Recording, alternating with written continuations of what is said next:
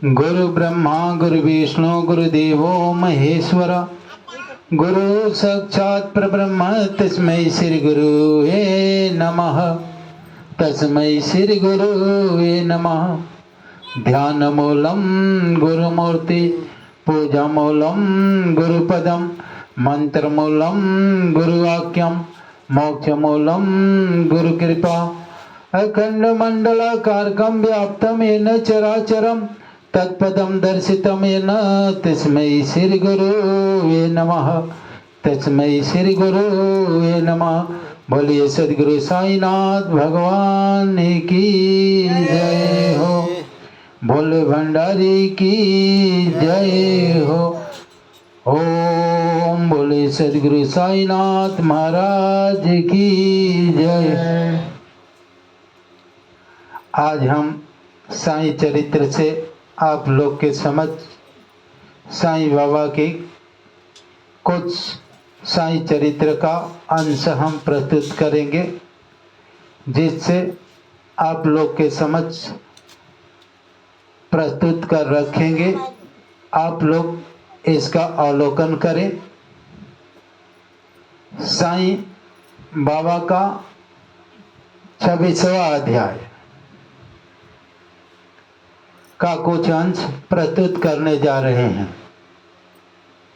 साईं बाबा अपने भक्तों को शिक्षा देते हैं कि ब्रह्म के एक रूप को भिन्न भिन्न प्रकार से हम देखते हैं।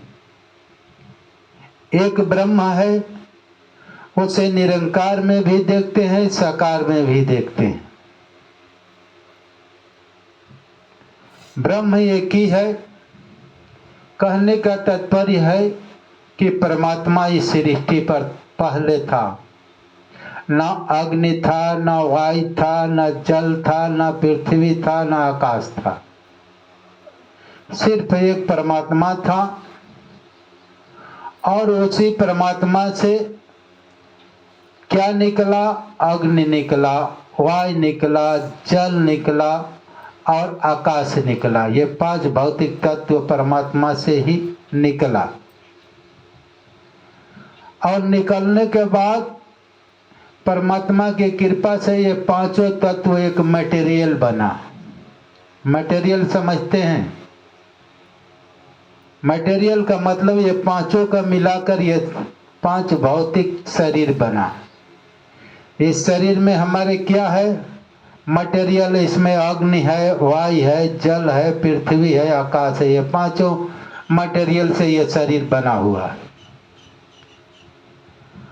और परमात्मा अपना मटेरियल देकर बनाया, अपनी शक्ति से, अपने अंदर से ये मटेरियल निकाला और तैयार किया और अपने ही अंदर से आत्मा रूपी चेतन बीज डाला, जिससे हम मनुष्य कहते हैं। समझ रहे हैं? लेकिन ये मटेरियल तो ब्रह्म से ही मिला, आत्मा भी ब्रह्म से ही मिला। इसीलिए साईं चरित्र में कहते हैं कि भाई एक ही ब्रह्म को हम अलग अलग रूप से देखते हैं, है ना? एक ब्रह्म ही इस शरीर में है। क्या है? आपके शरीर में 5 प्रकार का मटेरियल है जो ब्रह्म से बना है, ब्रह्म से। और वो जो ब्रह्म से ये मटेरियल बनकर ये देह संघात शरीर बना, भौतिक शरीर बना। भौतिक शरीर बनने में इसमें मटेरियल कौन चीज है? आत्मा रूपी चेतन बीज भी इसमें डाला गया है, जिससे हम मनुष्य चल रहे हैं। इसमें है क्या? एक ब्रह्म ही तो है। सारा मटेरियल आपके शरीर में ब्रह्म ही है, आत्मा भी ब्रह्म ही है। इसीलिए साईं चरित्र में बताया जा रहा है कि भाई एक ही ब्रह्म को हम भिन्न भिन्न रूपों में देखते हैं। अब कैसे? कहीं देखते हैं कि ब्रह्मा के रूप में देखते हैं, कहीं शिव के रूप में देखते हैं, कहीं राम के रूप में देखते हैं, कहीं कृष्ण के रूप में देखते हैं, कहीं साईं के रूप में देखते हैं। देखते हैं कि नहीं देखते हैं? मटेरियल सब में एक ही है, 2 नहीं है, एक ही ब्रह्म है। समझ लीजिए। कहीं शिव के रूप में देखते हैं और इसी में फंसे हैं कि शिव बड़ा है, और कहीं लक्ष्मी के रूप में देखते हैं, कहीं दुर्गा के रूप में देखते हैं ना, कहीं आदि भवानी के रूप में देखते हैं। एक मटेरियल एक ही है, सबके अंदर एक ही चीज है। हर मनुष्य हर जीव के अंदर वही 5 मटेरियल है, और देवी देवताओं के अंदर भी 5 मटेरियल का शरीर बना हुआ है। समझ रहे हैं? ब्रह्मा विष्णु महेश का जो आकार है 5 मटेरियल से बना हुआ है। साईं बाबा का भी जो आकार है शरीर का 5 मटेरियल से बना हुआ है। उसमें क्या है? वह चेतन रूपी बीज है, मन आत्मा है, एक ही ब्रह्म है। इसी को साईं चरित्र से हम पूरा प्रसारित रूप से हम इसका भाष्य करेंगे कि साईं बाबा हेमंत पंत क्या कहते हैं। तो हम एक ही मटेरियल को, सबके स्त्री और पुरुष हो, सबके अंदर एक ही मटेरियल है। स्त्री जिसको हम स्त्री कहते हैं उसका भी 5 भौतिक मटेरियल से बना हुआ शरीर है, और पुरुष का भी 5 भौतिक मटेरियल से बना हुआ है। और हम इसको भिन्न भिन्न नामों से संबोधित करते हैं, है एक ब्रह्म ही। चाहे भौतिक हो चाहे आध्यात्मिक हो। आध्यात्मिक का मतलब आत्मा को अध्यात्म कहा जाता है, और भौतिक का मतलब ये 5 मटेरियल को भौतिक कहा जाता है। इन दोनों मटेरियल से बना हुआ शरीर है। अब आगे इस मटेरियल की हम व्याख्या करेंगे साईं चरित्र के माध्यम से। बोलिए सदगुरु साईनाथ भगवान की जय। अब आगे देखें, साईं बाबा का भक्त साईं चरित्र लिखे हैं तो क्या कहते हैं। साईं बाबा क्या कहते हैं? ओम साईं राम। अध्याय 26। इस सृष्टि में सूक्ष्म और स्थूल चेतन जड़ आज जो कुछ दृष्टिगोचर हो रहा है वह सब एक ब्रह्म है। देखिए, सूक्ष्म चेतन जो भी दृष्टिगोचर हो रहा है, सूक्ष्म का मतलब क्या है? ये आपके शरीर में मन बुद्धि अहंकार ये सूक्ष्म तत्व है। तमोगुण रजोगुण सतोगुण ये सूक्ष्म तत्व है।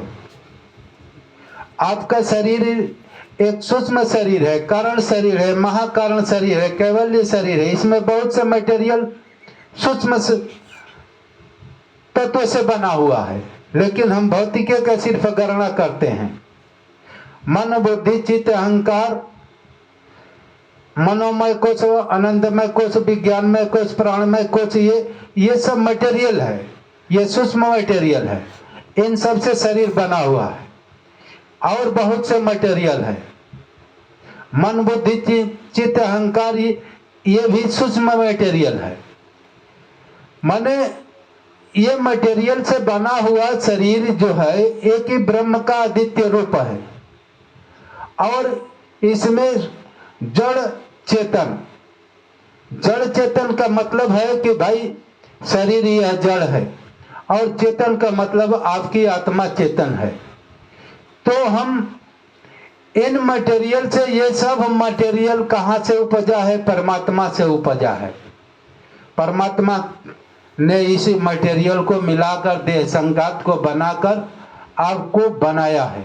इन मटेरियल से आपको बनाया है, जिससे इसमें बुद्धि भी है, चित्त भी है, अहंकार भी है, काम भी है, क्रोध भी है, लोभ भी है। ये सब मटेरियल है। लोभ नहीं रहेगा तो आपके अंदर लोभ काम ही नहीं कर। लोभ जो है आपको कहेगा कि भाई भगत साईं बाबा हमको कुछ दे दो, साईं बाबा हमारा काम बन जाए। समझ रहे हैं?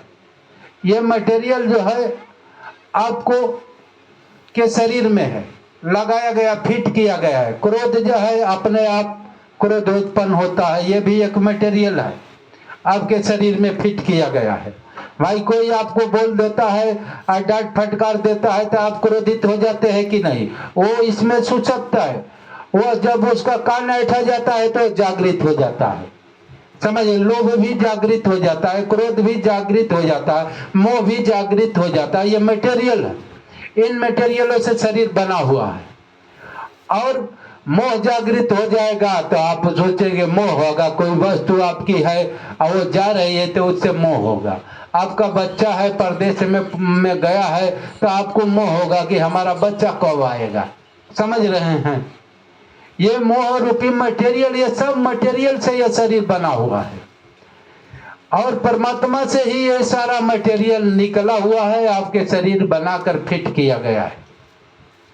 तो सूक्ष्म जड़ चेतन एक ब्रह्म से ही सारा मटेरियल मिला है। ये आकाश में कहीं घूमता था नहीं मटेरियल, ये ईश्वर से ही सारा मटेरियल निकला है। आपका पांच भौतिक तत्वों का निर्माण हुआ है, इस शरीर का निर्माण हुआ है। मन बुद्धि चित्त अहंकार और इंद्रिया, 5 इंद्रिया 9 इंद्रिया, ये सब मिला जुला कर यह देह रूपी संघात शरीर बना हुआ है। आगे हम चले, क्या कहते हैं साईं बाबा। और इसी एक अद्वितीय वस्तु ब्रह्म को ही हम भिन्न भिन्न नामों से संबोधित करते तथा भिन्न भिन्न दृष्टियों से देखते हैं। देखिए, और एक ही ब्रह्म को हम भिन्न भिन्न आकारों से देखते हैं। जब हम को पता चल जाएगा, हम जान लेंगे कि है आत्मा हूँ, ब्रह्म हूँ, ईश्वर हूँ। आपके भीतर जो आत्मा है आपको विदित हो जाएगी, दिखाई देने लगेगी कि भाई ईश्वर की कृपा से, गुरु की कृपा से आपको भीतर आत्मा दिखाई देने लगेगी। तो आपका सारा भ्रम खत्म हो जाएगा कि अरे भाई हम तो ये मटेरियल बना हुआ है, जो 5 भौतिक तत्व से बना हुआ ये शरीर है, मटेरियल से, अग्नि वायु जल पृथ्वी आकाश से, मन बुद्धि चित्त अहंकार से, काम क्रोध राग द्वेष से, मटेरियल से बना हुआ ये जो शरीर है, ये शरीर से हम अलग आत्मा हूँ और हमारी ही ऊर्जा से ये मन बुद्धि इंद्रिया सब कार्य कर रहे हैं। तो आपका भ्रम खत्म हो जाएगा कि यह जो है नकली वस्तु असली वस्तु का दर्शन हो जाएगा।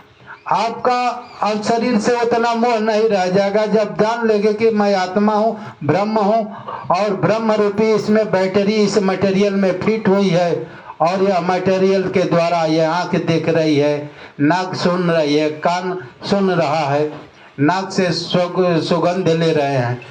ये अभी आत्मा रूपी बैटरी निकल जाएगी, आत्मा रूपी ब्रह्म निकल जाएगा तो इस आपका सच्चाई का ज्ञान हो जाएगा कि भाई निकल जाएगा तो इसका अस्तित्व कुछ भी नहीं है।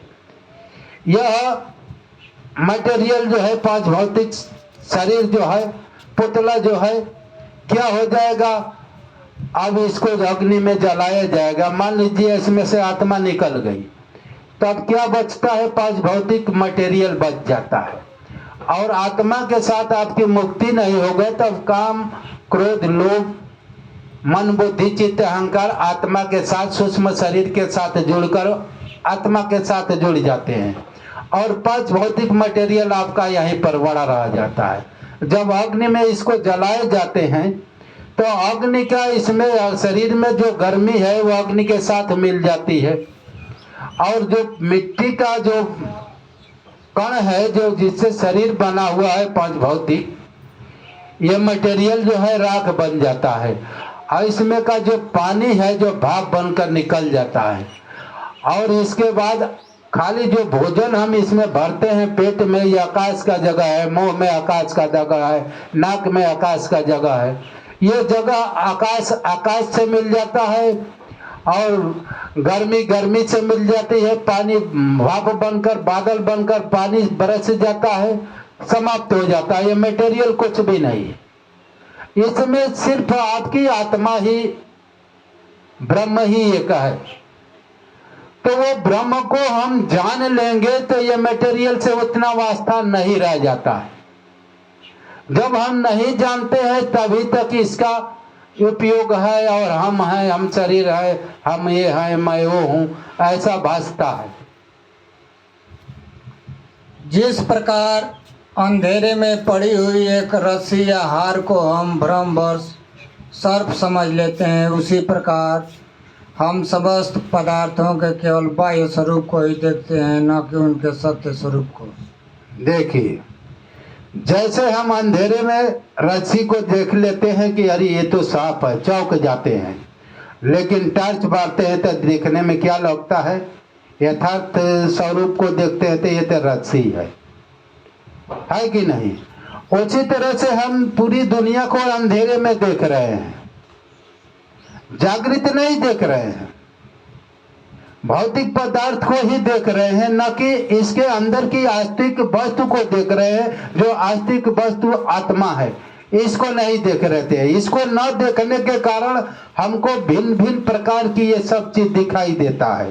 कहीं देवी देखता है, कहीं दुर्गा दिखती है, कहीं शिव देखता है, कहीं राम देखता है, चाहे कृष्ण देखता है, ये कहीं साईं देखता है।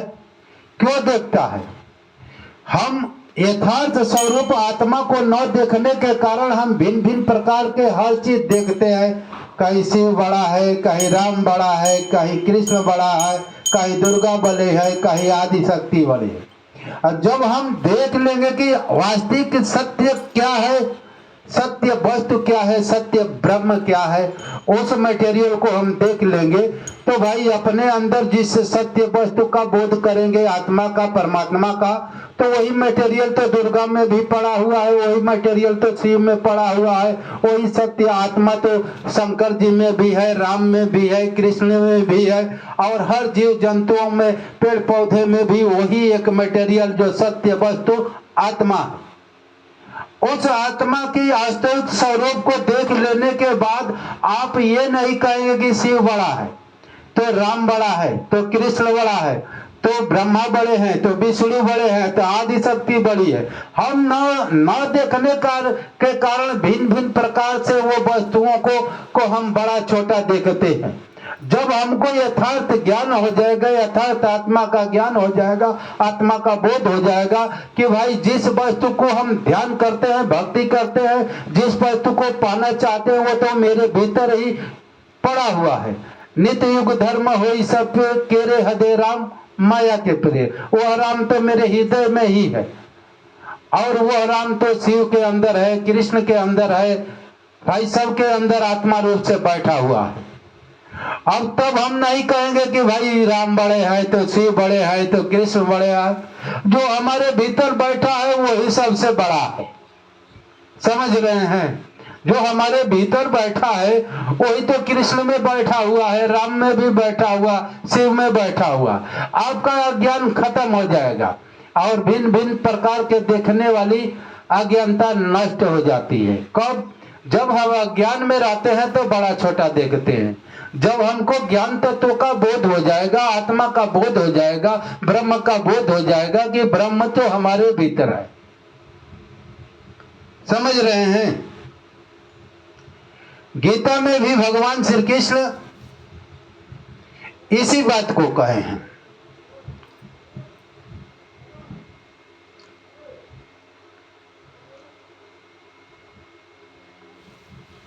श्लोक आ नहीं रहा है, श्लोक हमें याद है। हृदय, अब हम आगे चलते हैं। सब घट मेरा साइया, खाली घट ना कोई, बलिहारी वह घट जा घट प्रगट होए। माने सब घट, साइया का मतलब भगवान, साइया का मतलब आत्मा, साइया का मतलब परमात्मा, समझ रहे हैं? साइया का माने सब घट मेरा साइया।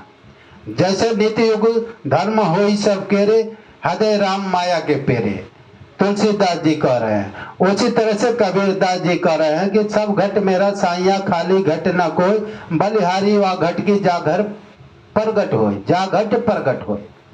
माने जिसके हृदय में वह आत्मा विदित हो जाए, प्रकट हो जाए, दिखाई देने लगे तो भ्रम समाप्त हो जाता है। बड़ा छोटा का भ्रम खत्म हो जाता है कि ये बड़ा है, ये छोटा है, दुर्गा बड़ी है, लक्ष्मी बड़ी है, सरस्वती बड़ी है। ये अज्ञान है कि ये फला शिव जी बड़े हैं, कि विष्णु बड़े हैं, कि राम बड़े हैं, ये सब कुछ अज्ञान है।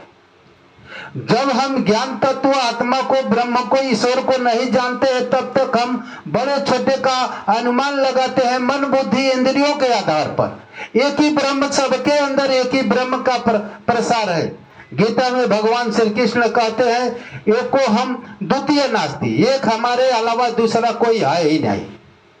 एक ब्रह्म का ही प्रसार सारा जगत में है और वही एक में साकार भी है, निरंकार भी है, दूसरा कोई वस्तु है नहीं, एक ही ब्रह्म है।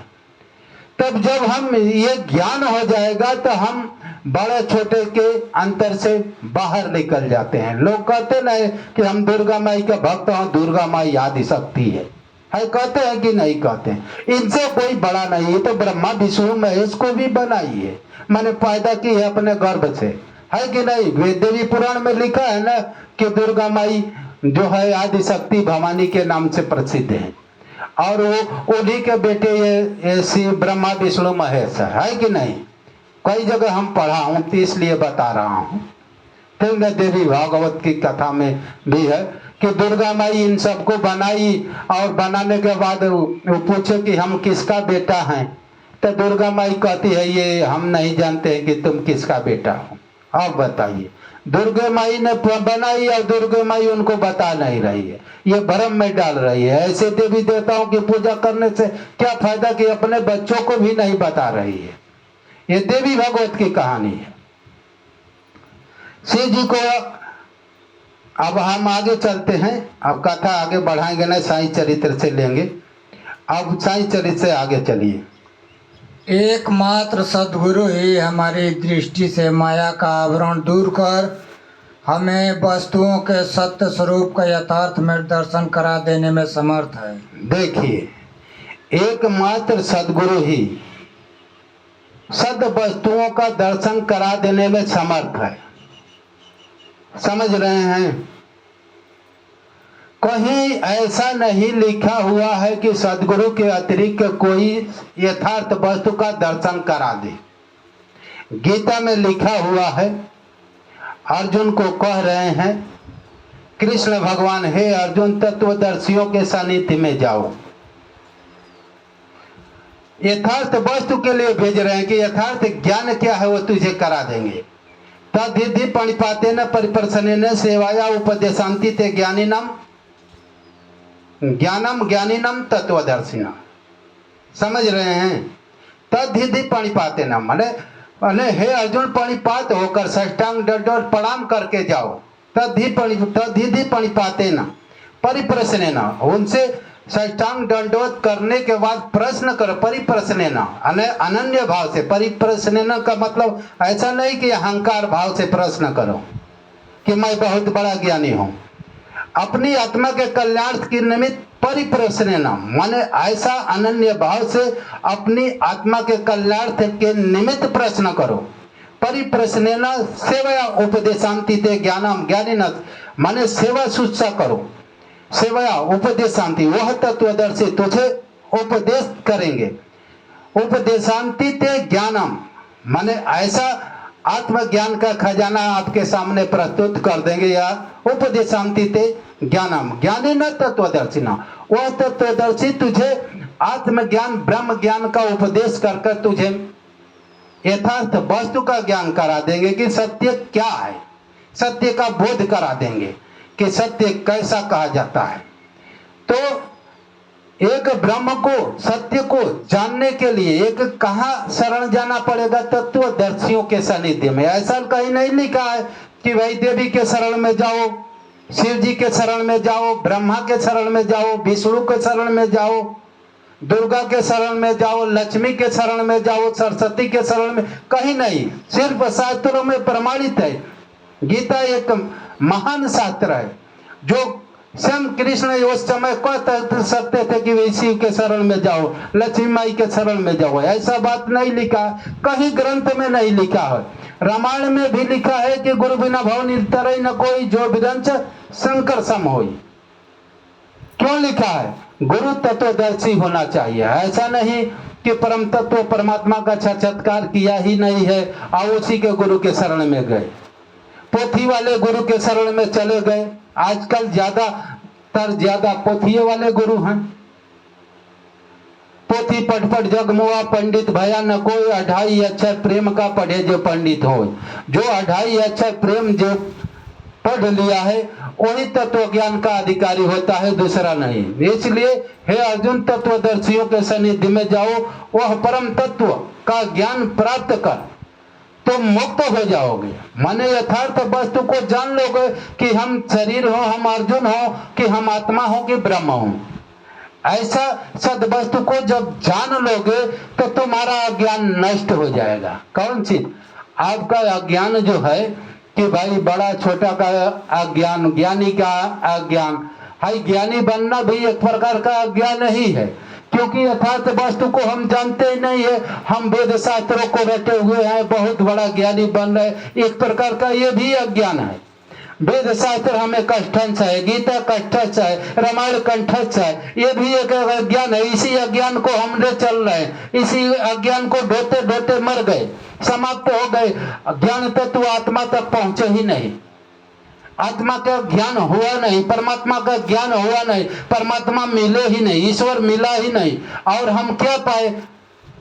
अज्ञान की पोथी लेकर जीवन भर चला। तो हमको ज्ञान तत्व तक जाना पड़े। सत्य, सत्य का बोध क्या है? आपके अंदर जो आत्मा है उस सत्य को जान लिया, वही ज्ञान है। उस सत्य परमात्मा को जान लिया, परमात्मा और आत्मा से मिलने वाली अनुभूतियों का नाम ज्ञान है। उसके विपरीत सब कुछ अज्ञान है। जितना पढ़ा लिखा है सब अज्ञान है। और जब हम उस तत्व को जान लेंगे तो हमारी मुक्ति होगी कि भाई ये वस्तु, ये माया इधर है, हम इधर है, आत्मा इधर है और भौतिक तत्व इधर है, ईश्वर इधर है। और हमें ईश्वरीय तत्व हूँ, हम अब भौतिक तत्व में नहीं फंसूंगा। मैं तो आत्मा हूँ, ब्रह्म हूँ, अविनाशी हूँ। ईश्वर अंश, जीव अविनाशी, चेतन, अमल, सहज, सुख राशि। मैं सुख की राशि हूँ। अब हमको क्या भ्रम में रहना है? हम तो खुद सुख की ईश्वरीय आनंद हूँ। तब ऐसा ज्ञान हमको मिल जाएगा तो हम सहज में ही हमको मुक्ति हो जाएगी। इसलिए आओ हम श्री सद्गुरु साईं महाराज की उपासना कर उनसे सत्य का दर्शन कराने की प्रार्थना करें, जो कि ईश्वर के अतिरिक्त और कुछ भी नहीं है। देखिए, अंत में साईं बाबा का भक्त हेमंत पंत कह रहे हैं कि आओ हम सब मिलकर सत्य स्वरूप का यथार्थ में ज्ञान कराने के लिए प्रार्थना करें। सत्य स्वरूप का कि ईश्वर के अतिरिक्त इस दुनिया में कुछ भी नहीं है। अब साईं बाबा जैसे ही महापुरुष, साईं बाबा तत्वदर्शी हैं। तत्वदर्शी किसे कहा जाता है? हाई कृष्ण तत्वदर्शियों के सानिध्य में परम तत्व परमात्मा का साक्षात्कार कर लिया है। जो आत्मा को देखता है, परमात्मा को देखता है, उसमें समाधिस्थ हो गया, उस आत्मा के साथ अभिन्नता प्राप्त कर लिया है। वह सद वस्तु को जान लिया है। अब वह अलग नहीं होगा, भौतिक वस्तु में फंसेगा नहीं। तो वह व्यक्ति तत्वदर्शी है। परम तत्व परमात्मा को जान लिया है, उसमें स्थिति बना लिया है, वह स्थिति प्रज्ञ है और तत्वदर्शी है। परम तत्व परमात्मा का पूर्ण साक्षात्कार कर लिया है। अब उस ज्ञान से ज्ञान तत्व में पहुंच गया है, तो वह व्यक्ति तत्वदर्शी है। वैसे तत्वदर्शी जैसे साईं बाबा तत्वदर्शी हैं। और साईं बाबा अभी कृपा कर कर आपकी आत्मा को अलग कर देंगे और शरीर को अलग कर देंगे कि देखो भाई, शरीर रूपी वस्त्र तुम्हारा यहाँ पड़ा हुआ है और तुम आत्मा इधर हो। देखो अब तुम इस देह के हमें मत फंसना, बता देंगे कि तुम्हारा यथार्थ स्वरूप यही है। इसी के साथ रहना, इसी को पकड़ कर रहना और तुम माया के भवबंधन से निकल गए हो और इसी में स्थिति बनाकर जीवन मोक्ष का अधिकारी बनना और मुक्ति का अनुभव करना। बोलिए सद्गुरु साईनाथ भगवान की जय।